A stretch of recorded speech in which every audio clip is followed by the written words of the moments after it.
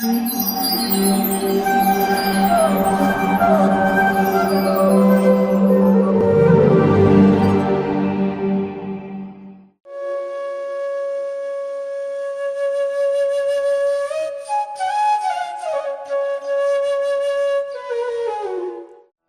कृष्णा। ईशोपनिषद श्लोक संख्या 6। यस्तु सर्वाणि भूतानि आत्मन्येवानुपश्यति सर्वभूतेषु चात्मानं ततो न विजुगुप्सते। जो प्रत्येक वस्तु को परमेश्वर के संदर्भ में देखता है, जो समस्त जीवों को उनके अंश रूप में देखता है तथा जो परमेश्वर को प्रत्येक वस्तु के भीतर देखता है, वह कभी भी किसी वस्तु या जीव से घृणा नहीं करता। हरे कृष्णा। ईशावास्य उपनिषद का ये श्लोक 6 पूरे संसार के लिए एक बहुत ही महत्वपूर्ण संदेश प्रस्तुत करता है। पूरा संसार है अचंभित है कि क्यों एक व्यक्ति दूसरे व्यक्ति का द्वेष करता है, घृणा करता है। इसका कारण क्या है और इस घृणा को कैसे दूर करे समाज में से, व्यक्ति व्यक्ति के प्रति, राष्ट्र राष्ट्र के प्रति, एक समाज के दूसरे समाज के प्रति, एक धर्म के दूसरे धर्म के प्रति। तो इस प्रकार से व्यक्तिगत जीवन में, सामूहिक जीवन में, सब जगह हम देख सकते हैं, विशेष करके वर्तमान के समय में जिसको हम कलयुग कहते हैं। तो इसमें घृणा काफ़ी है और उसको दूर करने के लिए भी अनेक प्रकार के उपाय किए जा रहे हैं, फिर भी वो सफल नहीं हो रहे। तो उपनिषद जो है, ईशावास्य उपनिषद है, प्रथम श्लोक से ही हमें ईश चेतना का विकास करने का मार्गदर्शन देता है कि सब वस्तु ईश्वर की है, उन्हीं से व्याप्त है। इसलिए व्यक्ति को उनके द्वारा दी गई अधिकार के अनुसार ही अब वस्तु को ग्रहण करना चाहे और दूसरों की जो वस्तुएं है उसका अतिक्रमण नहीं करना चाहे, उसको लूटना नहीं चाहे। तो वर्तमान में लोग हैं ये इस भावना को भूल चुके हैं और उस इस भावना को भूलकर लोग ईश्वर विहीन राम राज्य की कल्पना करते हैं। राम राज्य के बारे में हमने रामायण से सुना है कि बहुत उत्कृष्ट कोटि का साम्राज्य था कि जहाँ पर सब जो प्रजा है सुख संपन्न थे, आर्थिक रूप तो संपन्न थे ही, पर मानसिक रूप से भी सब है शांतिमय जीवन जीते थे। कोई नहीं अन्याय था, कोई नहीं झूठ था और सब लोग हैं राजा को प्रेम करते थे। राजा है सभी प्रजा को भी, नागरिकों को भी अपने पुत्र की भांति ही प्रेम करते थे। तो इस राम राज्य की परिकल्पना हमारे संविधान में भी रखी गई। पर बाद में क्या हुआ कि लोग हैं उस राम राज्य के नाम पर कई प्रकार की राजनीति करने लगे, राम को भूल गए, सिर्फ राज्य की कामना करने लगे और ईश्वर विहीन नैतिक राज्य वो चाहते हैं जो कभी संभव नहीं हो पाएगा। शांति के बहुत सारे झूठे प्रयास पूरे विश्व भर में किए जाते हैं, जैसे कि पहला विश्व युद्ध हुआ, उसके बाद दूसरा विश्व युद्ध हुआ, उसके बाद कुछ देशों ने मिलकर विचार किया कि पूरे संसार में शांति जरूरी है, अगर आपस में लड़ते रहेंगे तो मनुष्य जीवन कैसे जिएंगे। तो इसीलिए एक संस्था की स्थापना की जाए और उन्होंने यूनाइटेड नेशंस की स्थापना की, संयुक्त राज्य। और उस स्थापना के बाद भी देशों की संख्या बढ़ती गई, यानी कि युद्ध बने रहे, अभी भी युद्ध हो रहे, भविष्य में भी होते रहेंगे। तो इस प्रकार से अंतर्राष्ट्रीय स्तर पर बड़े बड़े नेता के द्वारा भी शांति के प्रयास किए गए, एक घृणा को दूर करने के प्रयास किए गए, फिर भी उसमें सफलता नहीं मिली, विफलता ही मिली है। तो ईशोपनिषद जो है हमें सदियों पहले कैसे व्यक्ति व्यक्ति के बीच में, देश देश के बीच में जो घृणा है इसको दूर की जा सकती है, उसका प्रायोगिक मार्गदर्शन देता है। और इस सिद्धांत को व्यक्ति समझ लेता है तो इस घृणा को दूर किया जा सकता है। तो ये सिद्धांत क्या है उसके बारे में हम थोड़ा देखते हैं। तो यहाँ पर बताया गया है कि जो व्यक्ति है, सब में एक ही जो आत्मा है, सब जीवों को आत्मा के रूप में देखता है और परमात्मा को सब जीवों में देखता है, तो किसी भी व्यक्ति की से घृणा नहीं करता है। तो संसार में 3 प्रकार के धार्मिक लोग होते हैं। पहले जो है उनको हम कनिष्ठ अधिकारी कहते हैं, दूसरे को मध्यम अधिकारी और तीसरे को उत्तम अधिकारी। कनिष्ठ मतलब सबसे निम्न स्तर है, मध्यम बीच वाला स्तर है और उत्तम सर्वोत्तम स्तर है। तो धार्मिक लोगों में 3 प्रकार के लोग होते हैं। तो ये तीनों की अलग अलग समझ संसार के बारे में, ईश्वर के बारे में, जीव के बारे में होती है। तो शुरुआत करते हैं सबसे पहले कनिष्ठ अधिकारी। तो एक कनिष्ठ अधिकारी उस व्यक्ति को कहते हैं कि जिनकी धर्म में श्रद्धा है, ईश्वर में श्रद्धा है, वो मंदिर जाता है, गिरजाघर जाता है या गुरुद्वारा जाएगा और वहाँ पर जाकर है ईश्वर को प्रणाम करेगा, उसकी इबादत करेगा, उनको प्रार्थना करेगा।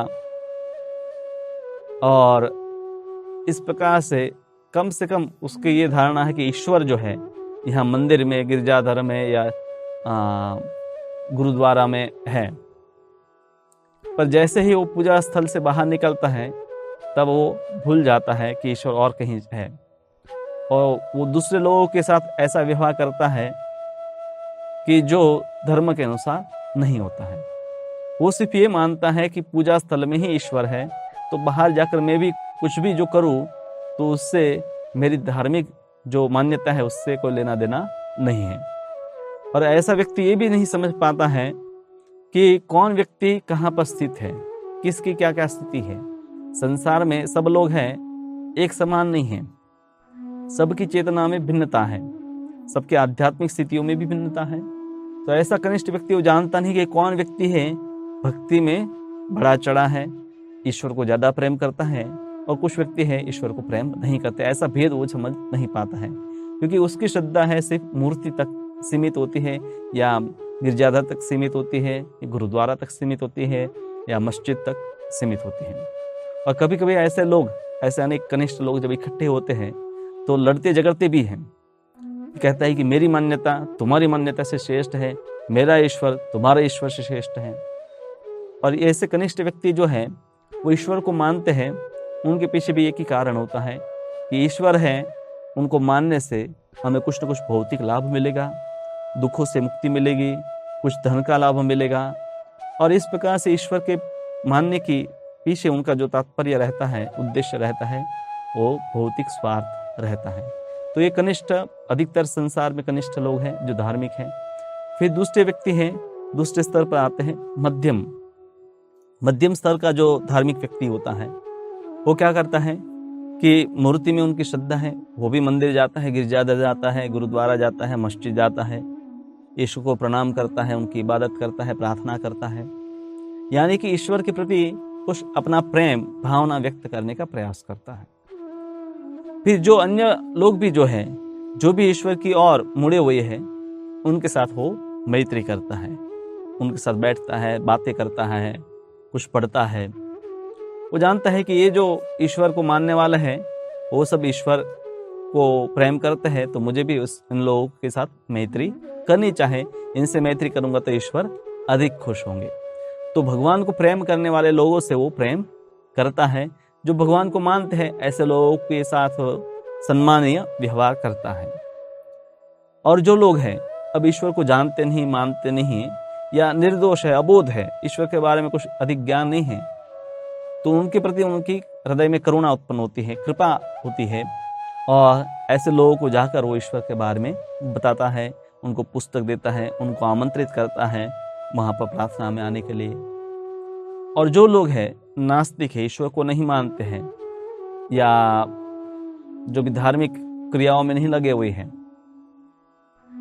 और ऐसे लोग यानी कि नास्तिक, तो ऐसे लोगों से वो दूर रहता है, उनकी उपेक्षा करता है, क्योंकि वो जानता है कि ऐसे व्यक्ति के साथ में मैं जाऊंगा, उनसे बात करूंगा तो निश्चित रूप से है कुछ ऐसी बातें वो करेगा कि जिससे मेरी श्रद्धा जो है तो वो उसके ऊपर आघात होगा।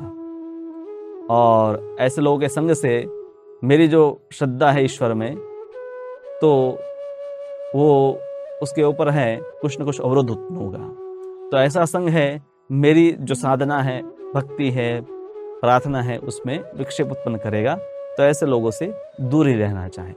तो इस प्रकार से वो 4 प्रकार के लोग, भगवान में प्रेम रखता है, भक्त के प्रति मैत्री का भक्त भाव रखता है, अबोध व्यक्ति जो है उनके पर कृपा करता है, और जो नास्तिक है उनकी वो उपेक्षा करता है। यानी कि मध्यम अधिकारी ये ठीक ठीक से जानता है कि किस प्रकार के व्यक्ति के साथ किस प्रकार का व्यवहार किया जाए। कनिष्ठ स्तर पर क्या होता है कि वो सिर्फ जो ईश्वर है, ईश्वर का जो स्थान है, उसी को मानता है। भक्त के साथ वो व्यवहार नहीं करता है। उनको लगता है सब मेरे जैसे ही हैं, और अबोध या नास्तिक सबके किसी के मतलब उसको भेद नहीं पता चलता है कि कौन भक्त है, कौन भक्त नहीं है, कौन नास्तिक है। तो इसलिए ये स्थिति जो कनिष्ठ स्थिति है वो काफी खतरनाक है, क्योंकि उस स्थिति में ही लोग आपस में लड़ते हैं और अपने भौतिक स्वार्थ के लिए ही धर्म का पालन करते हैं और धर्म का प्रचार करते हैं। तो कनिष्ठ स्तर के लोग हैं संसार में उपद्रव या उत्पात अधिक मनाते हैं, धर्म के नाम पर ऐसी वो बातें करते हैं। पर मध्यम अधिकारी वो जानता है, मध्यम स्तर का जो है श्रद्धावान व्यक्ति, वो जानता है कि ईश्वर एक है, पर उनको मानने वाले अनेक लोग हैं। तो सबके प्रति है मुझे मैत्री का भाव रखना चाहिए, और जो ईश्वर को नहीं मानते हैं उनसे मुझे दूर रहना चाहिए, और जो निर्दोष हैं, अभी ईश्वर को जानते नहीं हैं, उनके ऊपर कृपा करके मुझे इनको ईश्वर के बारे में बताना चाहिए। अब इसके ऊपर है, ये दोनों स्तर के ऊपर है उत्तम स्तर का व्यक्ति, जिनकी ईश्वर में श्रद्धा है वो अटूट होती है, ईश्वर के बारे में उनका जो ज्ञान है वो भी पूर्ण है। कनिष्ठ व्यक्ति उनको ईश्वर का अधिक कुछ ज्ञान नहीं है, उनकी श्रद्धा है परिस्थितियों के अनुसार बदलती रहती है। मध्यम अधिकारी है, उनका विश्वास पक्का है, ईश्वर का ज्ञान भी है, परंतु संपूर्ण ज्ञान नहीं है, अभी भी कई प्रकार की शंकाएं उनके मन में होती है। पर जो उत्तम स्तर का व्यक्ति होता है, जिनकी श्रद्धा उत्तम प्रकार की है, वो व्यक्ति संसार की हर एक वस्तु को ईश्वर के संबंध में ही देखता है। जैसे इस श्लोक में बताया गया है कि हर एक शरीर में वो आत्मा को देखता है, और हर एक शरीर में वो परमात्मा की उपस्थिति को भी देखता है। तो प्रत्येक वस्तु को ईश्वर के संबंध में देखता है, और ईश्वर की उपस्थिति को हर जगह पर देखता है। ऐसे व्यक्ति के बारे में भगवद गीता में 5वें अध्याय में 18वें श्लोक में बताया गया है, विद्या विनय संपन्ने ब्राह्मणे गविहस्तिने शुनि चैव स्वपाके च पंडिता समदर्शिनः। तो यहाँ पर ऐसे व्यक्ति को पंडित बोला गया। पंडित यानी कि ऐसा नहीं किसी ब्राह्मण जो है या कुछ ग्रंथ पढ़ लिए, बल्कि पंडित वो व्यक्ति है विद्या से जिसमें विनय उत्पन्न हुआ है, वो व्यक्ति एक ब्राह्मण, एक गाय, एक हाथी, कुत्ता या कुत्ते का मांस खाने वाला, ये विभिन्न प्रकार के जो लोग हैं या प्राणी हैं, उनके प्रति समान दृष्टि रखता है। समान दृष्टि का अर्थ है कि उन सबको वो जानता है कि एक ब्राह्मण है वो भी ईश्वर का अंश है, एक कुत्ता वो भी ईश्वर का अंश है। पर जो ब्राह्मण है उसने भगवान के द्वारा दी गई स्वतंत्रता का सदुपयोग किया और वो ईश्वर को जानता है। और जो एक कुत्ता है या कुत्ते का मांस खाने वाला है, तो वो भी भगवान का अंश है, पर वो भूल चुका है। भगवान के द्वारा जो उसको स्वतंत्रता दी गई थी उसका उसने दुरुपयोग किया, और अभी पशु के शरीर में है, इसलिए पशु जैसा व्यवहार करता है। तो वो ठीक ठीक से जानता है कि जो भी विभिन्न प्रकार के जीव है वो सब ईश्वर के अंश हैं, और इनका सबका ईश्वर के साथ संबंध है। तो इसलिए किसी के प्रति भी वो द्वेष भावना नहीं रखता है, क्योंकि द्वेष तभी होता है कि हम जब ईश्वर से भिन्न कुछ वस्तुओं को गिनते हैं। जब भी जैसे भी आप ईश्वर के साथ अपने संबंध को जानते हैं और ईश्वर का सब वस्तुओं के साथ संबंध जानते हैं, तो उन पदार्थों के प्रति, उन व्यक्तियों के प्रति आपकी घृणा नहीं रहेगी। इसलिए वो सब जीवों के आध्यात्मिक कल्याण में लगा रहता है। यानी कि वो चाहता है कि हर जीव है, चाहे ब्राह्मण हो, गाय हो, हाथी हो, कुत्ता हो, कुत्ते के मांस खाने वाला चांडाल व्यक्ति हो, सभी का कल्याण हो। और वो जानता है कि सभी का कल्याण जो है वो आध्यात्मिक कल्याण से ही उनका कल्याण होगा। इसलिए वो प्रयास करता है कि ऐसे लोगों को ईश्वर के बारे में बताना चाहता है वो, और धीरे धीरे उनकी आध्यात्मिक उन्नति के लिए वो प्रयास करता है। क्योंकि वो जानता है कि जैसे ही व्यक्ति ईश्वर को जान लेगा, उनके साथ अपने संबंध को जानेगा, तब वो है इस घृणा से मुक्त हो जाएगा, और घृणा से मुक्त होगा तभी उसके जीवन में शांति संभव होगी। क्योंकि जब तक घृणा बनी रहती है तब तक ईर्ष्या भी होती है, स्पर्धा भी होती है, एक दूसरे को टांग खींचने की मतलब वृत्ति भी रहती है और आपस में झगड़े भी होते हैं। तो ऐसे परिस्थिति में व्यक्ति कैसे सुखी जीवन जी सकता है? पर जैसे वो ईश्वर को जानते तो सबके प्रति उसकी कृपा, मैत्री, ये भावना होगी और वास्तव में मानव समाज में मतलब भाईचारा, बंधुत्व जो है वो संभव हो पाएगा। तो यूनाइटेड नेशन संयुक्त राज्य ने जो बंधुत्व के लिए प्रयास किया वो एक भौतिक स्तर पर था कि सबको हम समान कर देते, पर सब समान नहीं है, सबकी अलग अलग विचारधाराएं हैं। पर जब ईश्वर को ग्रहण करेंगे तब उस दृष्टि से समान हो सकते हैं। तो उत्तम अधिकारी जो है वो बहुत दुर्लभ होता है। कनिष्ठ बहुत सारे हैं, कुछ लोग हैं मध्यम श्रद्धावान हैं, पर उत्तम श्रद्धा जिसकी है ऐसे व्यक्ति बहुत दुर्लभ है। और ऐसा कोई एक व्यक्ति भी है तो हजारों हजारों लाखों लोगों को वो ईश्वर तक पहुंचा सकता है, क्योंकि वो ईश्वर के सबसे करीब है। क्योंकि उसके लिए कभी भी ईश्वर, कोई भी स्थान में ईश्वर हमेशा विद्यमान है, हर एक व्यक्ति में विद्यमान है। तो उसकी जो दृष्टि है आध्यात्मिक दृष्टि है, वो भौतिक दृष्टि से संसार को नहीं देखता है। तो संसार में कुछ लोग हैं ऐसे उत्तम श्रद्धावान व्यक्ति की नकल भी करते हैं, जैसे कि परोपकारवादी हैं, कि जो संसार में कुछ सेवा करना चाहते हैं लोगों की, उनको खिलाना चाहते हैं, उनको पढ़ाई करवाना चाहते हैं, उनके लिए कई प्रकार की भौतिक सुविधाएं उत्पन्न करना चाहते हैं। पर उनकी धारणा क्या होती है कि जो देह है वही आत्मा है, उसको कहते हैं देहात्म बुद्धि। यानी कि शरीर के लिए ये सब कुछ कर लिया तो फिर और कुछ करने की जरूरत नहीं होगी। तो ऐसे लोग दूसरों को मदद करते हैं, उनको पढ़ाते हैं, बीमार है तो उनकी दवाइयाँ करते हैं, उनको कपड़े देते हैं, खाना देते हैं। तो इससे लोगों को लाभ तो होता है, पर वो लाभ उनके शरीर तक ही सीमित होता है। और इसीलिए लाभ देने वाला और लाभ लेने वाला दोनों देहात्म बुद्धि में बने रहते हैं। यानी कि वो शरीर को ही सब कुछ मानते हैं और वास्तव में आत्मा के स्तर पर आने का प्रयास नहीं करते हैं। इसलिए उनके लिए पुनः मृत्यु के बाद वापस जन्म होगा, और जब जन्म होगा तो वापस उनको भूख भी लगेगी, प्यास भी लगेगी, बीमारी भी आएगी। तो वो ये जन्म मृत्यु के चक्र से बाहर निकलने का कोई उपाय नहीं जानते हैं। क्षणिक उपाय वो करते हैं, और क्षणिक उपाय जब करते हैं तो समाज में उनका नाम हो जाता है, उनको पुरस्कार मिलता है, उनको प्रतिष्ठा बढ़ जाती है। तो ऐसे लोग हैं समाज में जाने माने नेता बनते हैं, कभी कभी राजनीति में भी चले जाते हैं, और राजनीति के माध्यम से भी देश या समाज के कल्याण के कार्य करते रहते हैं। पर इन सब के जो लाभ हैं वो इसी संसार में शरीर तक ही सीमित होते हैं, मतलब कुछ काल तक ही वो लाभ दिखाई देते हैं, और वो लाभ भी हैं शरीर तक सीमित है, वास्तव में आत्मा को संतुष्ट करने वाले नहीं होते हैं। क्योंकि उनकी जो मूल त्रुटि जो है, उनकी जो उत्तम अधिकारी की तरह नकल करने की जो भावना है कि सबका कल्याण करूं, पर वो जानते नहीं कि सबका कल्याण कैसे होगा। जब तक ईश्वर के साथ संबंध नहीं जोड़ा जाता, मेरा या आपका या किसी का भी, तब तक उनके कल्याण के बारे में वास्तव में आप विचार रख ही नहीं सकते हैं। जैसे कि कोई व्यक्ति बीमार है और मैं चाहता हूं कि मैं उसकी बीमारी में मदद करूं, और मुझे पता है कि भाई बीमारी में कुछ दवाई देनी चाहिए, और मैं कुछ दवाइयाँ लेकर आता हूँ, उसको दे देता हूँ, पर मुझे पता नहीं कि उनकी क्या बीमारी है और उसके लिए क्या दवाई है। तो कोई भी दवाई अगर उसको दे देता हो तो ऐसा इससे उनकी बीमारी ठीक नहीं होगी, बल्कि मुझे बीमारी भी जाननी पड़ेगी और फिर बीमारी का सही उपाय भी जानना पड़ेगा।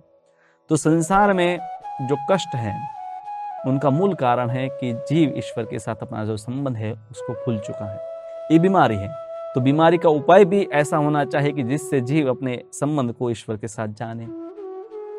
तो ईश्वर विहीन आध्यात्मिक ज्ञान से रहित जो समाज सेवा की जो भावना है, लोगों को मदद करने की जो भावना है, वो इस संसार में उसकी मान्यता होगी, समाज में लोग उसको मतलब प्रशंसित करेंगे, पुरस्कार मिलेगा, प्रतिष्ठा ऐसे व्यक्ति की या संस्था की हो जाएगी। पर फिर भी मूल जो है समस्या वो तो वहीं के वहीं बने रहते हैं। उसका समाधान जब तक नहीं किया तब तक कभी भी ये संभव नहीं कि व्यक्ति स्वयं सेवा करने वाला और सेवा लेने वाला वो लाभान्वित नहीं होते हैं, क्योंकि लाभ सिर्फ शरीर के लिए हम कर रहे हैं, आत्मा का तो कुछ हमने किया ही नहीं। जैसे कोई व्यक्ति है पानी में डूब रहा है, उसके घर वाले चिल्लाते हैं, आप पानी में कूदकर उस व्यक्ति को बचाने का प्रयास करते हैं और अंत में उसका कोट पकड़कर उसको खींचते हैं और उसका कोट आपको हाथ में आ जाता है और घर वालों को आप देते हैं कि उस व्यक्ति को तो मैं नहीं बचा पाया, पर इनका ये महंगा जो कोट है वो मैंने बचा लिया। तो क्या घर वाले उसके खुश होंगे? नहीं, क्योंकि व्यक्ति है महत्वपूर्ण है, उनका आवरण नहीं। तो उसी प्रकार से शरीर आवरण है, उनका भी ख्याल रखना आवश्यक है, पर आत्मा का ख्याल रखे बिना शरीर का जो ख्याल रखना है उससे एक भ्रम ही उत्पन्न होगा कि हम ख्याल रख रहे हैं, परोपकार कर रहे हैं, पर वास्तव में उपकार नहीं होता है। परोपकार चैतन्य महाप्रभु भी बताए, भारत भूमि तेहेल मनुष्य जन्मजा जन्म सार्थक करी परोपकार। भारतवासियों का तो ये परम कर्तव्य है कि वो दूसरों के ऊपर उपकार करे। तो परोपकार कैसे होगा? स्वयं अपना जीवन जो सार्थक करे, इस आध्यात्मिक ज्ञान को, ईशोपनिषद के ज्ञान को जानकर और दूसरों को भी इस ज्ञान के बारे में अवगत करे, तब वास्तव में वो सब कल्याण, सब प्रकार का कल्याण कर पाएंगे। तो लोग जो है वो भौतिक चेतना में है और इसलिए उनको भौतिक रूप से जब आप लाभ देते हैं तभी उनको लगता है कि हमारा कुछ लाभ हुआ है।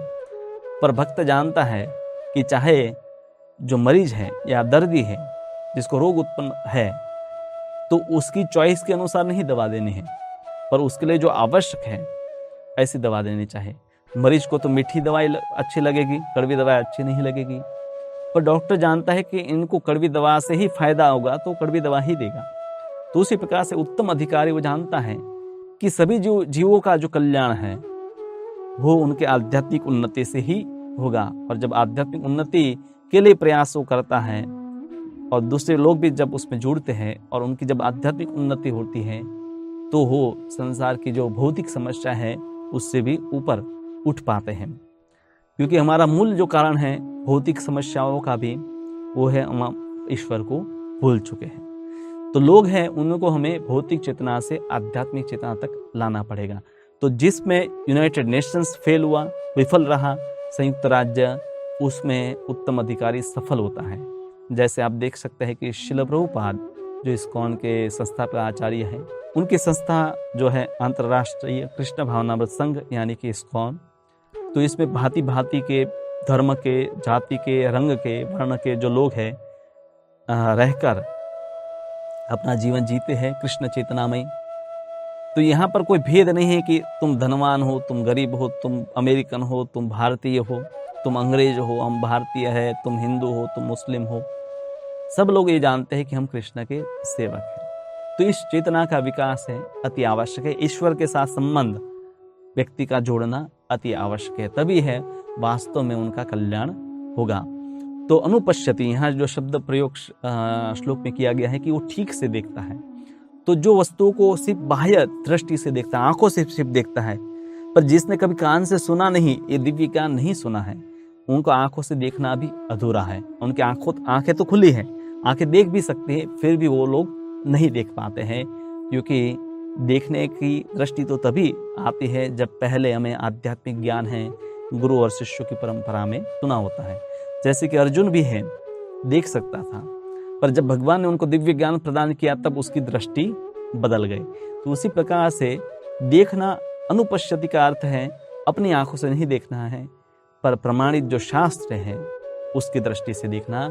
और उस प्रमाणित जो शास्त्रों को समझने का तरीका है भगवान से ही चलकर आ रही गुरु और शिष्यों की जो परंपरा है, उन्हीं के अनुसार इस वैदिक ज्ञान को समझना। क्योंकि वर्तमान में भी कई हिंदू जो श्रद्धावान हैं वो वैदिक ग्रंथों का अध्ययन तो शुरू कर देते हैं, पर कई लोगों ने इन वैदिक ग्रंथों का भी अप्रामाणिक अनुवाद और उसके ऊपर टीकाएं लिखी हैं। इसलिए लोग और भ्रमित हो जाते हैं। पहले तो भ्रम में थे ही, पर ग्रंथों को पढ़कर और उनका भ्रम बढ़ जाता है। तो इसलिए हमें भगवान कृष्ण से ही चलकर आ रही गुरु और शिष्यों की परंपरा जो है, उन्हीं ऐसे आचार्यों के द्वारा जो अनुवादित ग्रंथ हैं उसी को पढ़कर इस ज्ञान को समझना चाहिए। इसलिए तब उसको अनुपश्यति कहेंगे। और जब ऐसे हम पढ़ेंगे तब हमें वेद, उपनिषद, पुराण, पंचरात्र, श्रुति, श्रुति और न्याय, श्रुति जो प्रमाण है, स्मृति प्रमाण है, न्याय प्रमाण है, इन सब में सामंजस्य दिखाई देगा। अन्यथा आपको लगेगा कि एक पुराण में एक बात लिखी है, दूसरे में दूसरी बात लिखी है, यहाँ तो बहुत विरोध है, पर विरोध कहीं भी नहीं है। जो वेद है व्यासदेव के द्वारा दिया गया है, तो उन्होंने बड़ी सावधानी से और बुद्धिपूर्वक इन ग्रंथों की रचना की है कि भिन्न भिन्न प्रकार के अधिकार वाले लोग हैं इन ग्रंथों को पढ़कर अपने अपने स्तर से एक स्टेप आगे बढ़ेंगे। तो ईशोपनिषद, भगवद गीता, ये सब जो ग्रंथ है वहाँ पर हमें सार रूप में एक ज्ञान प्राप्त होता है। तो आप अनेक ग्रंथ न पढ़ पाए तो कम से कम है ईशोपनिषद पढ़िए, भगवद गीता पढ़िए, तो वहाँ पर आपकी सब शंकाओं का समाधान हो जाएगा और आप देख पाएंगे कि कैसे हम कनिष्ठ अवस्था से मध्यम अवस्था से उत्तम अवस्था तक पहुँच सकते हैं। कनिष्ठ तक ही बने रहेंगे, हमारी श्रद्धा सिर्फ मंदिर में मूर्ति में ही रहेगी, तब तक हमारी ईश्वर की समझ भी बहुत कमजोर है। तो हमें मंदिर भी जाना है, गिरजाघर या गुरुद्वारा, जहाँ भी ईश्वर की चर्चा होती है वहाँ पर हम जा सकते हैं, पर हमारी समझ ये होनी चाहिए कि ईश्वर हर जीव में भी है और सभी जीवों का ईश्वर के साथ संबंध है और उनके द्वारा दिए गए वैदिक ग्रंथों का अध्ययन करके ही हम ईश्वर की पूरी समझ प्राप्त कर सकते हैं। तो उन वैदिक ग्रंथों में ईशोपनिषद प्रमुख एक है और भगवद गीता भी प्रसिद्ध ग्रंथ है, उसका आप अध्ययन कीजिए और इस प्रकार से आप है सब जीवों के प्रति प्रेम या स्नेह का संबंध है स्थापित कर पाएंगे, क्योंकि आप हर वस्तु को ईश्वर के संबंध में देखेंगे और ईश्वर को हर जीव के हृदय में देख पाएंगे। तो इस प्रकार से ईशोपनिषद जो है हमें बहुत ही व्यवहारू मार्गदर्शन देता है कि जो व्यक्तिगत समस्याएं और अंतर्राष्ट्रीय स्तर की समस्याओं का उपाय प्रदान करता है।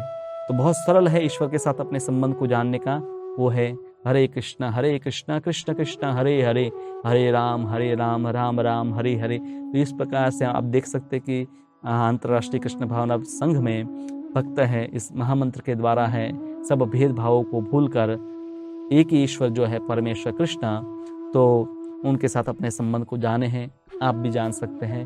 आपका स्वागत है। हरे कृष्ण।